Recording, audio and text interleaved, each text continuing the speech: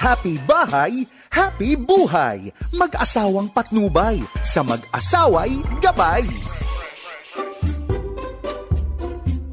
Alam mo, Claire, whenever I look at our garden, I just can't help it but think of our marriage.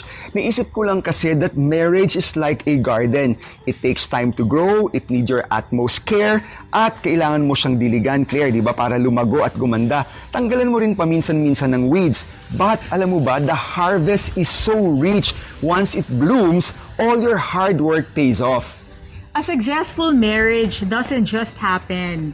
It requires conscious decision to make it happen. Kailangan intentional tayong mag-asawa. If you want your marriage to thrive and keep growing, you have to spend quality time together. Kaya naman po, we encourage all married couples who are watching and listening to spend quality time weekly. Agree on a specific day per week and call it It's a Date. Teka, Claire, ha? I just want to say a disclaimer. We are not imposing any additional expenses on your usual budget. Yes. Okay, just want to make that clear.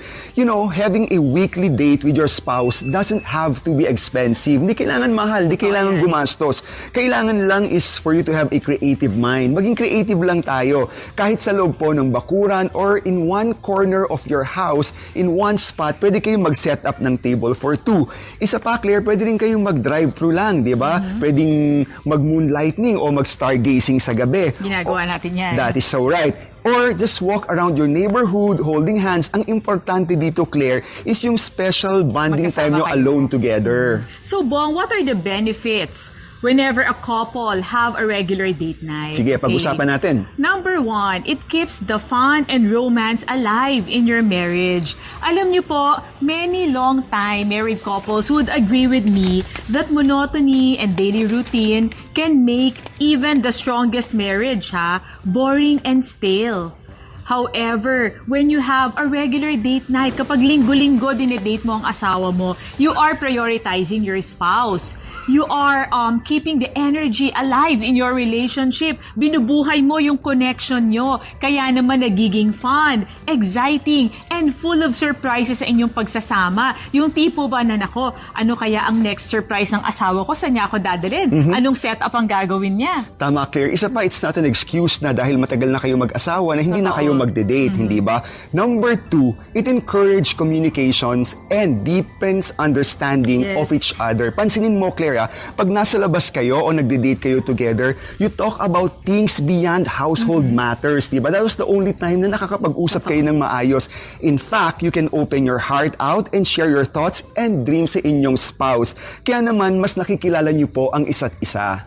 And last, it helps preserve your relationship.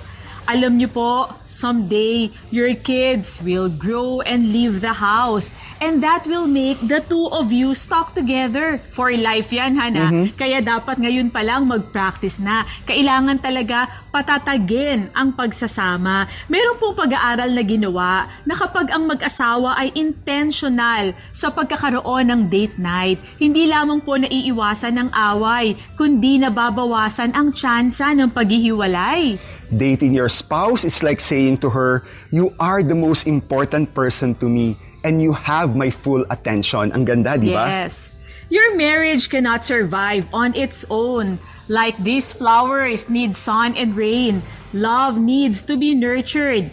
As the saying goes, don't ever stop dating your wife. And wives, don't ever stop flirting with your husbands. I like that. Lagi po nating tandaan na ang mag-asawang sabay manalangin na pagtatagumpayan lahat ng suliranin. Ako po si Bong Pineda. Ako naman po si Claire para sa Happy Bahay. Happy Buhay! Happy bahay, happy buhay. Mag-asawang patnubay, sa mag-asaway gabay.